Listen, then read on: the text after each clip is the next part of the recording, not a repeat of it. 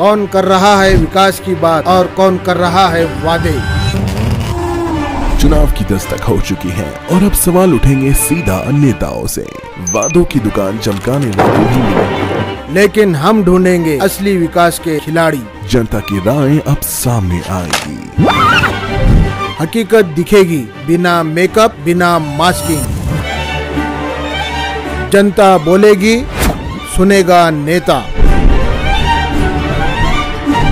औरंगाबाद वालों तैयार हो जाओ, क्योंकि अब की बार खबर होगी दमदार। ये सिर्फ न्यूज नहीं, ये है आपकी आवाज। तो आप जुड़े रहिए औरंगाबाद तक के साथ। औरंगाबाद तक, औरंगाबाद शहर का सबसे तेज न्यूज नेटवर्क।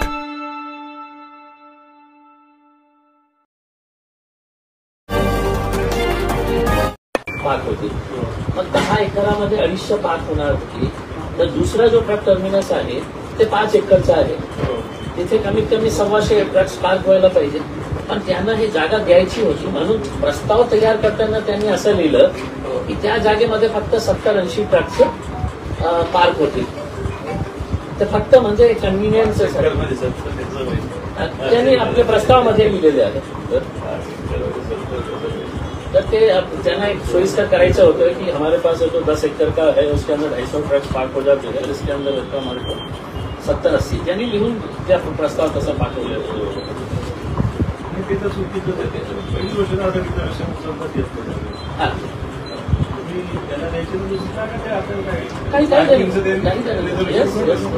नाही, पण त्याच्यापेक्षा महत्वाचा मुद्दा हे आहे की आपण वारंवार हे म्हटलं ना की आपण महाराष्ट्रीयन मराठी माणसांनी हे करायचं का नाही, धंदा करायचा का नाही इंडस्ट्रीज. आता आपल्याकडे हे लिस्ट आहे, या लिस्ट प्रमाणे 60 महाराष्ट्रीयन मराठी लोकांनी अर्ज दिले होते की आम्हाला केंद्रामध्ये जागा. ते ऑलरेडी एक्झिस्टिंग तिथे काम करत आहे, पण ते रेंटेड जागेमध्ये करत आहे. म्हणजे असं भन्नासाठी इन्व्हर्ट केलेलं आहे. हे त्यांना रितसर दिलेलं होतं की आम्ही जे तुम्हाला रेट असेल ते रेटने आम्ही घ्यायला तयार आहे. तर हे बाकीचे जे 60 लोक आहेत ते महाराष्ट्रीयन मराठी लोक आहेत. मग त्यांच्यावर त्यांना का मी प्राधान्याने देण्यात आलं, शासनानंच का. आणि याच्यामध्ये फक्त एक डिपार्टमेंट इन्व्हॉल्व आहे असं नाही.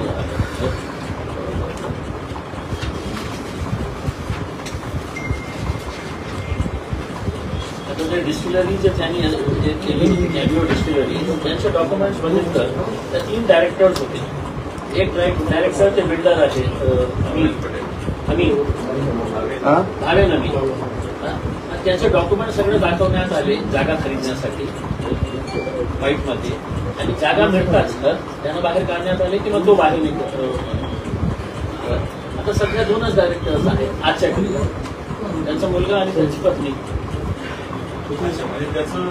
फक्त फायनान्शियल स्टेटमेंट दाखवण्यासाठी, कारण 6.5 कोटी रुपये हे जे आहे ते 6.5 कोटी रुपयाची जागा होती. ते त्यांना ते भरायचं होतं. तर 6.5 कोटी रुपये व्हाईटमध्ये कसं करता येईल, तर त्यांनी हे अमीनला एक डायरेक्टर दिले. 3 डायरेक्टर्स होते. जागा मिळताच ते दोघांना काढण्यात, ते अमीनला काढण्यात आले.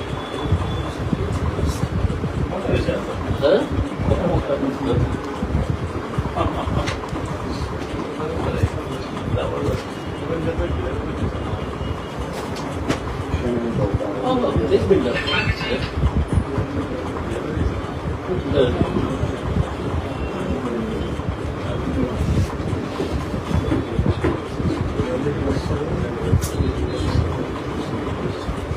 अच्छा.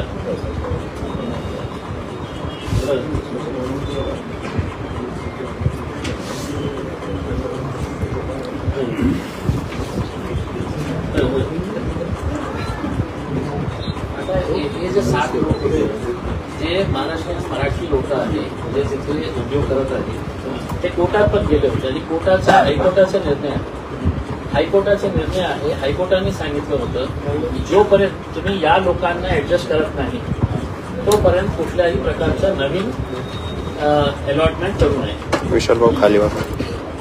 विशाल हे जजमेंट आहे हायकोर्टचं. हे सगळे पेटिशनर्स गेले होते कोर्टामध्ये MIDCच्या लँडच्या संदर्भात. काय करायचं होतं? तर कोर्टाने सांगितलं होतं हे जे 7 लोक रेंटेड प्रॉपर्टीमध्ये आपला कारोबार हे करत आहे, इंडस्ट्री चालवत आहे, यांना प्राधान्याने द्या, हायकोर्टाचा आदेश होता. त्याच्यानंतर इतके चक्रा मारले त्यांनी.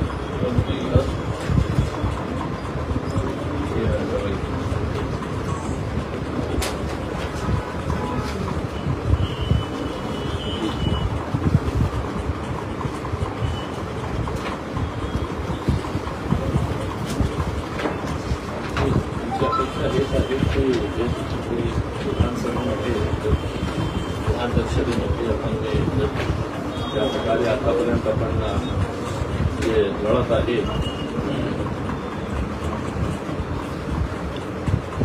एक रजिस्ट्रीच्या डॉक्युमेंट हे गट क्रमांक 34 मध्ये काय आहे, एकी गटमध्ये 3 प्रॉपर्टीज घेतलेली आहे. 2-2 एकरची 3 प्रॉपर्टीज एका माणसाकडून यांच्याकडून घेतली 1.5 कोटीमध्ये. त्याच्या शेजारी लागलेली जी जागा आहे मंत्रीकडून घेतली 50 लाख रुपये, तितकीच जागा 2 एकर. आणि त्याच्या शेजारी ते बागला म्हणून आहे, त्यांच्याकडून घेतली 2 एकर 60 लाख रुपये.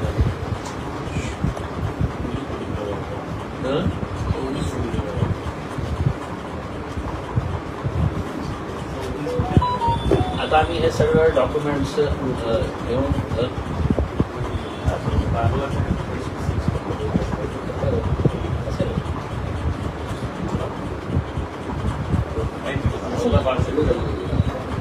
स्वाभाविक आहे. जालना रोडला 12,000 स्क्वेअर फीट म्हणजे 5 कोटी रुपये मध्ये 100%.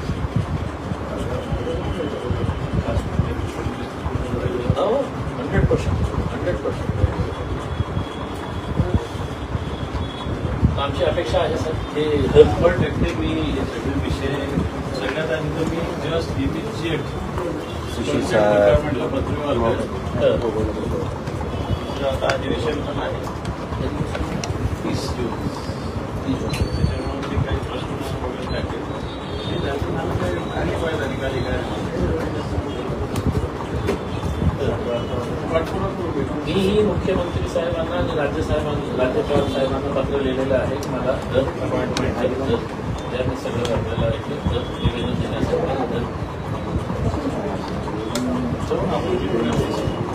तुम्ही टाइम घ्या ना, मला देणार नाही. तुम्ही मला पत्र द्या, द्या, मी पण देतो. अच्छा सुशील भाई यार एक जगह बैठो ना यार. तसं चालेल. म्हणजे ते खूप हे पण मी आजच पाठवतो.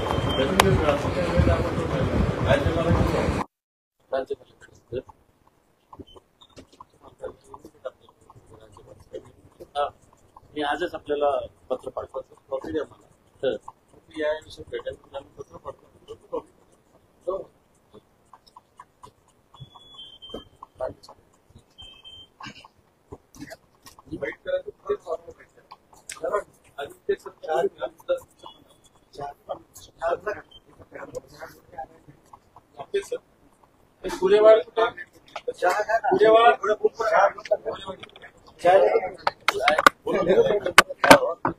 चाय पे चर्चा आहे. तुम्ही कधी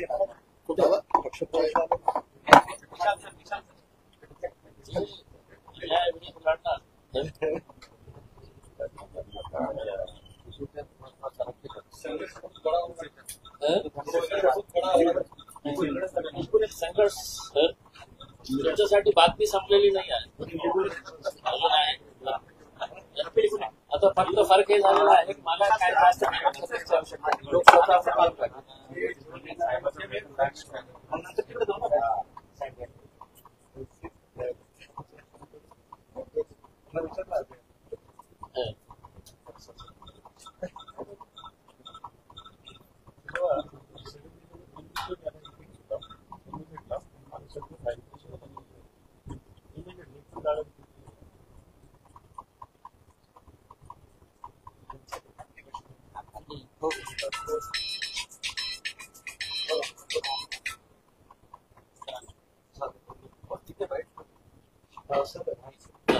सर कॅमेरा विरोधी पक्ष नेत्यांच्या भेटीला आल्या, काय तुमचं म्हणणं आहे आणि काय कागदपत्र तुम्ही त्यांना दिली सविस्तर सांगा. काय आहे की विरोधी पक्ष नेते अंबादास दानवे साहेबांना मी मागच्या अनेक वर्षापासून बघत आहे. पुणे अन्यायाच्या विरोधात लढत आहे. ते खूप मोठ्या जबाबदारीच्या पोस्टवर बसलेले आहेत आणि विधान परिषदेमध्ये भाषण करताना त्यांनी अनेक असे प्रकारचे मुद्दे काढलेले आहे. खूप जोराने ताकदीने ते तिथे मांडत आहे. आणि असाच प्रकारचा जेव्हा मुद्दा आपल्या जिल्ह्याशी संबंधित असते, आपल्या पालकमंत्र्यांशी संबंधित असते आणि त्यांच्या भ्रष्ट कारभारासंदर्भात असतं, तर मी मागच्या अनेक दिवसापासून आपण ही सहकार्य केल्यामुळे ते प्रकरण सगळं बाहेर आलेलं आहे. आता त्यांना असं वाटतं की माझा काही कोणीही वाकडा करू शकत नाही, माझ्यावर कसल्याही प्रकारची कारवाई होणार नाही. आणि ते असं मलाही आता वाटू लागले, कारण आतापर्यंत मुख्यमंत्र्यांनी वीजच्या संदर्भात कमी कमी एक इन्क्वायरी कमिटी लावायला पाहिजे होती की कलेक्टर ऑफिसच्या कोणकोणत्या अधिकाऱ्यांनी त्यांना मदत केली हे प्रॉपर्टी एक्वायर करण्यासाठी. आणि त्याच्यानंतर जेव्हा MIDCचं प्रकरण बाहेर आलं तर इतकं स्पष्ट आहे की कसा MIDCच्या अधिकाऱ्यांनी सगळं नियम डावलून त्यांना ते 5 एकरची प्रॉपर्टी त्यांच्या मुलाच्या नावावर केलेली आहे, सगळं नियम बाजूला ठेवून. आता काल आम्ही त्यांच्या अनेक असे प्रॉपर्टीजचे रजिस्टर्ड कॉपीज, रजिस्ट्रीचे कॉपीज जे आहे ते दाखवलेली आहे. त्याच्यामध्ये जे SC समाजासाठी राखे बसलेली वर्ग 2 ची जागा असते, जे गोरगरिबांसाठी असते, गोरगरीब SC समाजासाठी असतं, तेही त्यांच्या मुलाच्या नावाने त्यांनी लाटलेले आहे. आणि ते रजिस्टर करण्यासाठी कशा प्रकारे तहसीलदारवर आणि कलेक्टरवर दबाव टाकण्यात आला होता. आणि इथे ही सगळं नियम दाबलून त्या 10 एकरची प्रॉपर्टी त्यांनी आपल्या स्वतःच्या मुलाच्या आणि बायकोच्या नावावर करून घेतलेली आहे. दुसरी म्हणजे जे प्रायव्हेट प्रॉपर्टीज त्यांनी विकत घेतलेली आहे मागच्या 3-4 महिन्यामध्ये. आम्हाला असं वाटत होते की खोके संपलेले असेल, 2022 मध्ये खोके दिले होते, पण असं वाटतं की खोक्यांची संख्या जी आहे दिवसोदिवस वाढत चाललेली आहे, म्हणून हे इतके प्रॉपर्टीज ओपनली ते विकत घेत आहे. म्हणून मी आज अंबादास दानवे साहेबांना सगळे डॉक्युमेंट जे माझ्याकडे आहे, त्यांच्याकडेही खूप सारे डॉक्युमेंट्स असतील, पण अन्यायाच्या विरोधात आणि भ्रष्ट कारभाराच्या विरोधात माझ्याकडे जे होते मी त्यांच्याकडे आणून दिलेले आहे. आणि त्यांना विनंती केलेली आहे की राज्यपालांकडे जाऊन आपण हे सगळं सविस्तर त्यांना हे दाखवून जे आपल्याकडे स्पष्ट पुरावे जे आहे, खूप ऑथेंटिकेटेड पुरावे आहेत, त्याचा उत्तर न देता जे मंत्री साहेब बोलतो की ते वेळा आहे, त्याला समजतं नाही, त्याला काही नाही होणार कधी, याच्यातून किती मुजोरी झालेली आहे हे सत्तामध्ये बसलेल्या लोकांचा, की इतकं स्पष्ट पुरावा असून सुद्धा त्यांना कसल्याही प्रकारची भीती वाटत नाही. कारण त्यांना माहित आहे की त्यांचे वरचे जे आहे तेही खाणारे आहे आणि त्यांचे खालचे जे आहे तेही खाणारे आहे, म्हणून इतकं ताकद त्यांची वाढलेली आहे. मी अंबादास दानवे साहेबांना रिक्वेस्ट करायला आलेलो आहे की या लढाईमध्ये आपणही खूप जोरात आवाज उठवलेली आहे आणि पुढेही आपण नेण्यासाठी, कारण ते एक खूप मोठ्या पदावर आहे आणि ते आणि त्यांच्या सोबत जितके पक्ष भ्रष्टाचाराच्या विरोधात असतील या लढाईमध्ये सामील होण्याची आवश्यकता आहे. नाही, असं नाही आहे की काय आहे की काही मुद्दे असतात जे आपल्या जिल्ह्याच्या चांगल्या हो याच्यासाठी असतं. आणि जे पालकमंत्री जिल्ह्याचा पालक नसून ते आता आपल्या परिवाराचे पालकमंत्री झालेले आहेत आणि परिवार कल्याण मंत्री ते झालेले आहे. आपल्या समाजाचा तर सोडा, समाजाची ही जमीन त्याने लाटलेली आहे, तर कुठल्याही समाजाचा भला न करता परिवाराचा भला कशा करता येईल अशा प्रकारचे ते त्यांचं जे उद्योग सुरू आहेत. आणि असे अनेक वेळ असं झालेले आहे की जेव्हा चांगला मुद्दा असतो तर सर्व पक्ष एकत्र येण्याची आवश्यकता. आमची तर अपेक्षा हे आहे की इव्हन देवेंद्र फडणवीस साहेबांनी हे सांगावे की हो, तुम्ही जे केलेले आहे ते बरोबर आहे, आम्ही तुम्हाला साथ देऊ याच्यामध्ये. आमची अपेक्षा हे आहे की अजितदादांनीही तसा प्रकारचं सांगावं की नाही, तुमच्याकडे पुरावे खूप चांगले आहे, आम्ही कारवाई करू. गप्प जेव्हा बसतं ना तर त्याच्यामध्ये या घाणेरड्या खेळामध्ये तुम्ही पण सामील आहे हे सिद्ध होतं.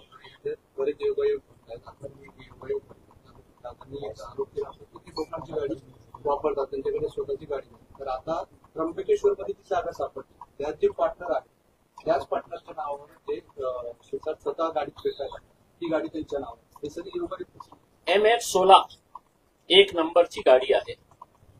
2.5 कोटी रुपयेमध्ये इकडचा एका मोठा बिल्डर होते, त्यांच्या मुलांनी ते गाडी दुबईहून आणलेली आहे, MH16. आपल्याकडे पाहिजे असेल तर मी आपल्याला फोटो पण पाठवू शकते. ते गाडी आता कुठे आहे? ते गाडी शिरसाट साहेबांच्या गॅरेजमध्ये आहे. आणि ज्या माणूस डिस्कवरी सारख्या इतका मोठ्या मोठ्या गाडीमध्ये फिरत आहे, त्यांच्या एफिडेव्हिट मध्ये बघितलं आपण तर त्यांच्याकडे कोणती गाडी आहे तर डेक्कनची कोणती एक कार त्यांनी दाखवलेली आहे, ती गाडी त्यांच्याकडे आहे. मग हे जे गाडीमध्ये फिरत आहे हे कोणाची गाडी आहे?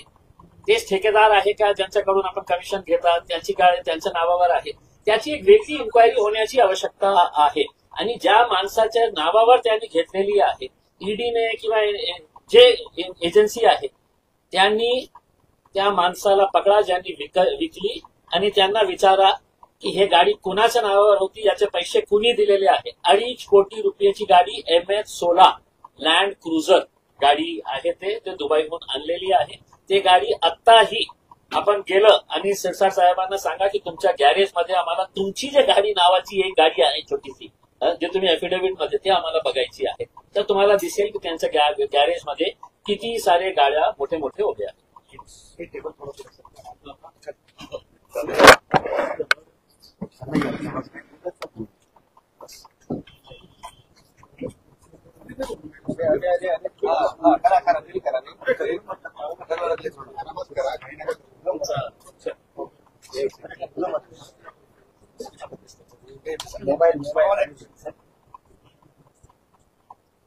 बोला दादा, विद्या जलील यांनी तुमची भेट घेतली, शिरसाटांविरुद्ध भ्रष्टाचाराची पुरावे करतात. काय नक्की तुमच्या दोघांमध्ये चर्चा झाली, काय बोलू? चर्चा झालेली नाही. त्यांनी मला संजय शिरसाट यांच्या वेगवेगळ्या ज्या मालमत्ता आहेत, मालमत्ता कोणी घ्याव्या त्याच्याविषयी काही विरोध असायचं कारण नाही. मोठे व्हावे, ते श्रीमंत व्हावेत, करोडपतीने अब्जोपती व्हावे, याच्यात काही कोणाचं ऑब्जेक्शन असायचं कारण नाही. परंतु आपल्याला केस आठवत असेल, एकनाथ खडसे यांना देवेंद्र फडणवीस आणि भारतीय जनता पार्टीनं मंत्रिपदावरून दूर केलं होतं. एक भोसरीची MIDCची जागा होती, त्याच्या व्हॅल्युएशन त्यांनी तेवढ्या एका कारणाने दूर केलं होतं.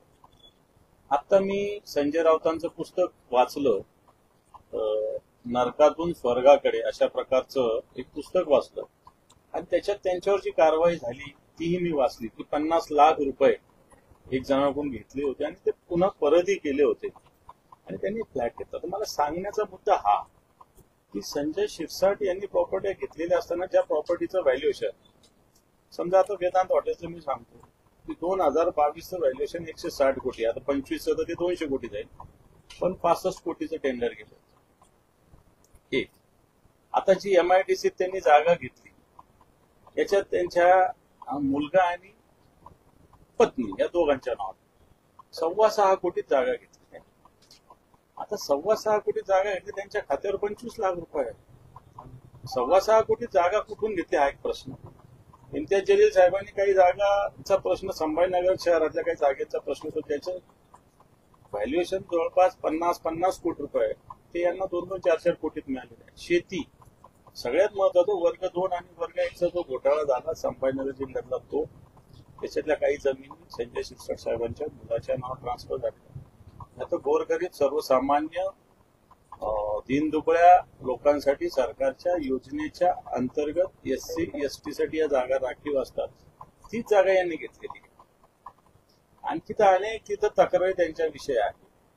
आणि मला असं वाटतं ज्या पद्धतीनं प्रशासनावर राजकीय शक्तीचा दाब दबाव टाकून अशा पद्धतीने केलेला प्रश्न असा आहे की संजय शिरसाट साहेब स्वतः सांगतात मी एक रिक्षा ड्रायव्हर होतो आहे.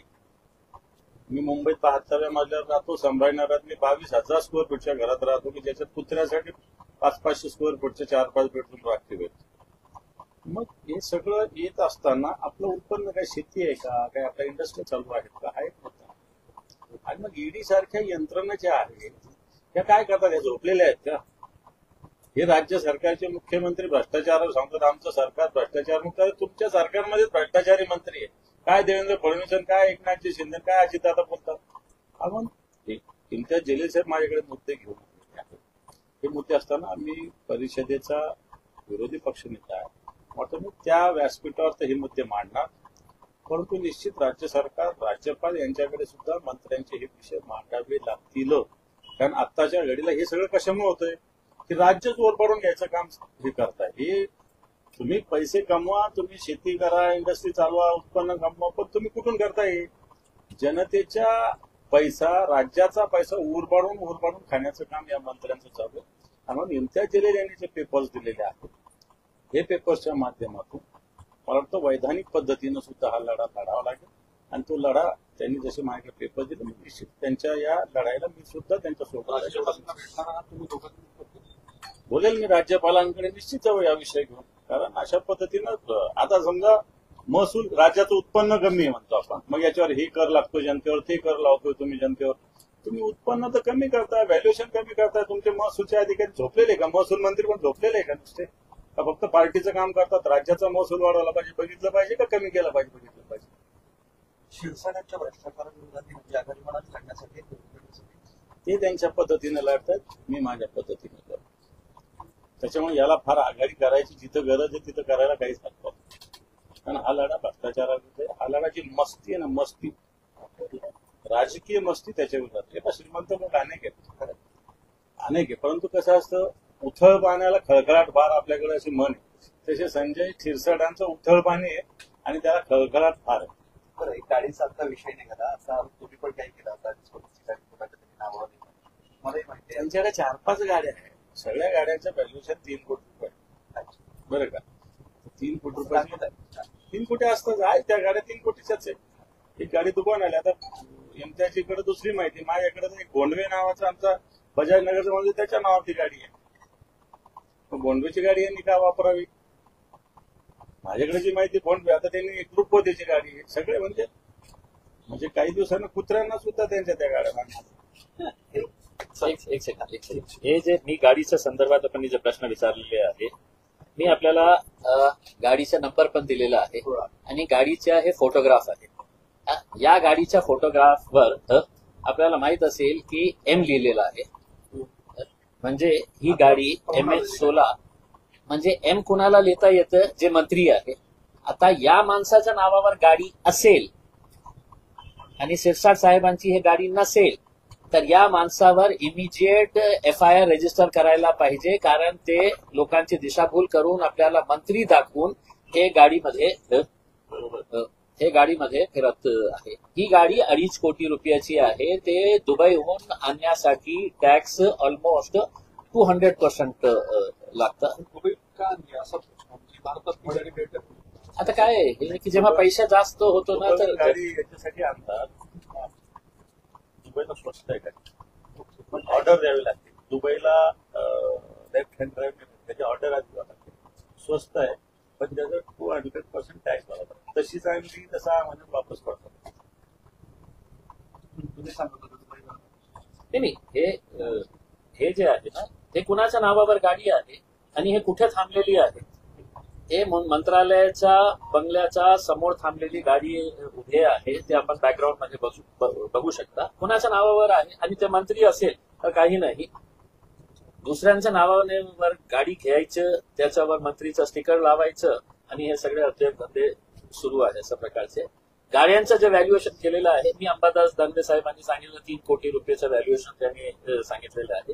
माझ्या माहितीप्रमाणे ते व्हॅल्युएशन त्याचं खूप जास्त होते. एक गाडीच्या बाबतीत आपण बोलतो 2.5 कोटी रुपयाचे, आणि दुसरे जे गाड्या आहे त्याच्या एक गाडी जी आहे 1.5 कोटी रुपयाची गाडी आहे त्यांच्याकडे. थँक्यू.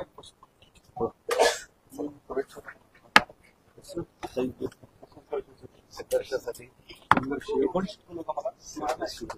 आवाज बरोबर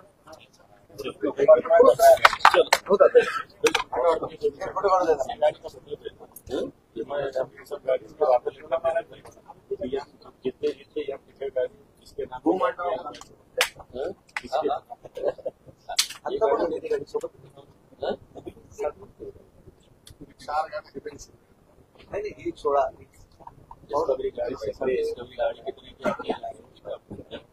करोड़ के ऊपर की गाड़ी